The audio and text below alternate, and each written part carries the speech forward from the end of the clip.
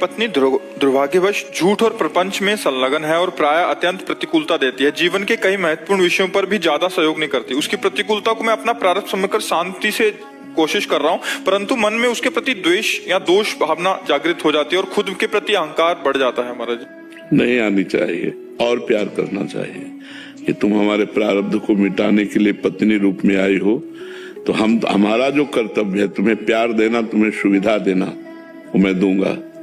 अब तुम अपने कर्तव्य को भूल कर यदि हमें दुख और कड़वे वचन और प्रतिकूलता दोगी तो मैं उसे सहूंगा, पर हमारे प्यार में कोई अंतर नहीं आएगा। तभी तुम सत्संगी माने जाओगे, तभी तुम आध्यात्मिक माने जाओगे। अपने कर्तव्य तुम क्या कर रही है मैं नहीं देखूंगा, तुम मेरी पत्नी हो, मेरा क्या कर्तव्य ये मैं देखूंगा। तुम्हारा जो व्यवहार है वो भगवान जाने। हमारे प्रारब्ध को भोगाने के लिए आप पत्नी रूप में, पुत्र रूप में, परिवार के किसी सदस्य के रूप में कोई आता है तो हम उस प्रारब्ध को सहर्ष भोगे, आध्यात्मिक है, और उस हमारा क्या कर्तव्य उसके प्रति ये हमें करना चाहिए। तो आप निकल जाओगे और जो जैसे कर्म करेगा उसको वैसा भोग भोगना पड़ेगा। आप निकल जाओगे, आप संसार चक्र से ऊपर उठ जाओगे। तो इसलिए आप ऐसा कर्तव्य करो। पत्नी में भी भगवान है, कभी विरोध मत करो। एक सलाह दे दिया, ना माने कोई बात नहीं, आप अपने मार्ग से चलो।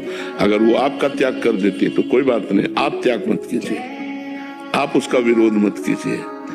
अधर्म के आचरण कर रही तो बता देते कि अधर्म है, अगर ऐसा करोगे तो आपका परिणाम बहुत बुरा होगा, क्योंकि अधर्म का परिणाम बुरा होता है। अब आप देख लो, अगर आपको ऐसे ही चलना है तो आप चलिए। उत्तम आध्यात्मिक कभी क्रोधित नहीं होता, जल्दीबाजी से कोई निर्णय नहीं लेता, बहुत गंभीर विवेक, बिना विचारे जे करे ते पाछे पछताए, काम बिगाड़ो आपनो जग में होता साए। बहुत विवेक से निर्णय ले, बहुत गंभीरता से निर्णय ले। तो हमें लगता है यदि हम बर्दाश्त करना सीख जाए तो अपने परिवार को बचा सकते हैं, हम अपने आप को बचा सकते हैं, हम संभाल सकते हैं, बड़ी बड़ी विपत्तियों से बच सकते हैं। आज हम लोगों में सहनशीलता कम हो रही, नाक में गुस्सा रखा है, जरा सी बात में हम लड़ जाते हैं, कड़वा बोलने लगते हैं, यहाँ तक कि हिंसात्मक वृत्ति हो जाती है, भाई भाई को हिंसा वृत्ति से पीड़ित करता है। ऐसा नहीं होना चाहिए, बहुत सहनशील होना चाहिए। मैं तो क्या है कि दोष दर्शन जब होता है ना, तो जो मन करता है पीछे खींच लेने का अपने को, जो प्रेम है हृदय में, मन करता है पीछे खींच लिया जाए। ऐसी प्रवृत्ति होती है जब दोष दर्शन है। पर आपने जो समझाया उससे ये है कि दिल को देखो, वैसे यहाँ प्रेम तो गुप्त ही रखना है, यहाँ प्रेम का नाटक करना है। प्रेम तो केवल प्रभु से करना है, और प्रभु को मान करके ही हम सब जगह प्रेम करें।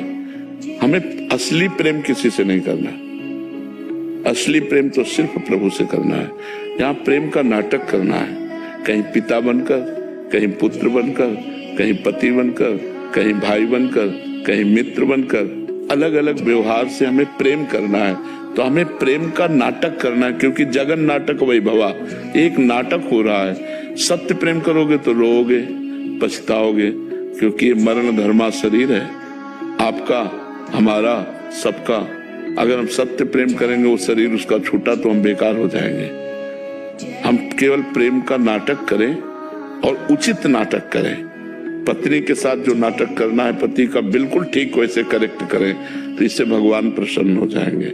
हम अपने नाटक में कमजोर ना हो। हमें जो स्वांग मिला है डायरेक्टर भगवान के द्वारा संसार रूपी रंगमंच पर रोल करने का, हम ठीक वही रोल करें। अगर हमें पति का मिला है तो ठीक पति का रोल करेंगे। वो गलत रोल कर रही है तो डायरेक्टर उसको देखेगा,